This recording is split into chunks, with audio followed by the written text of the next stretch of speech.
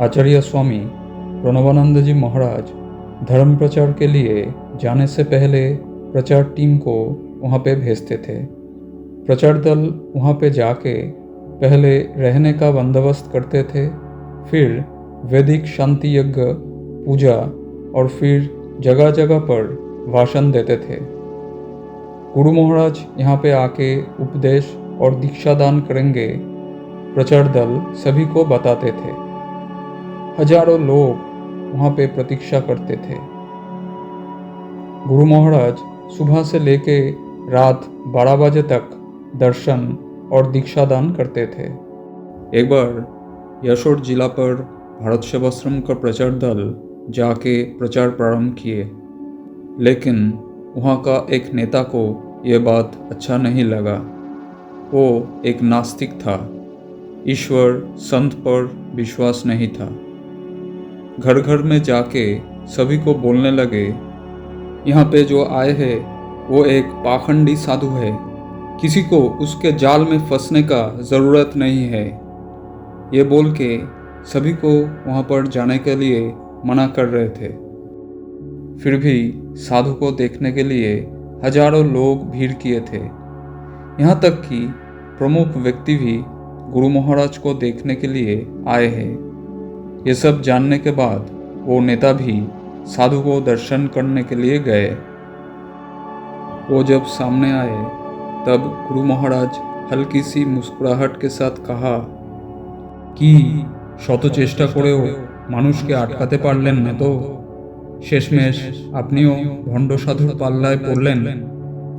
यानी 100 बार प्रयास करके भी लोगों को रोक नहीं सके, अंत में आप भी एक पाखंडी साधु के जाल में फंस गए। तभी वो नेता अचानक गुरु महाराज के पैर पकड़ के क्षमा चाहने लगे और बोलने लगे, मुझे दीक्षा दान करके पाप मुक्त कीजिए। गुरु महाराज आखिर में उसको दीक्षा दिए थे। फिर वो घर घर पे जाके बताते थे, मैंने जो साधु के बारे में बोला था वो गलत है। इतना बड़ा अलौकिक साधु यशोर में कभी नहीं आए। आप सभी जाके उनको दर्शन करिए।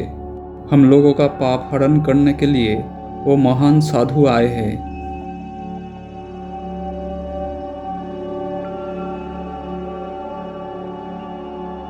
भारत सेवाश्रम का संस्थापक जगत गुरु आचार्य स्वामी प्रणवानंद जी महाराज पहले विनोद साधु नाम से जाना जाते थे।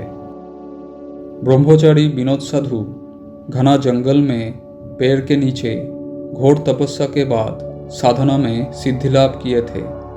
वहाँ पे घास पता से छोटा सा एक घर आश्रम के लिए निर्माण किए थे। 2-4 सेवक भिक्षा मांग के खुदा निवारण करते थे और गरीबों को भी खिलाते थे। एक दिन आश्रम में खाने के लिए कुछ नहीं था। उस दिन भिक्षा भी कुछ नहीं मिला। सभी साधक परेशान थे, दोपहर हो चुका था। विनोद साधु ध्यान में मगन थे। निशिकांत महाराज विनोद साधु को बताया, साधु आज आश्रम पर खाने के लिए कुछ नहीं है। साधु ध्यान में मगन कुछ देर बाद बताए, होबे खून, यानी होगा। उनका भाव यही थे, परेशान होने का कोई ज़रूरत नहीं है। ये बोल के फिर साधु ध्यान में चले गए। विनोद साधु बिल्कुल निर्विकार थे। कुछ देर बाद खोल करताल के आवाज़ आने लगे। गांव के कुछ लोग आश्रम के ओर आने लगे।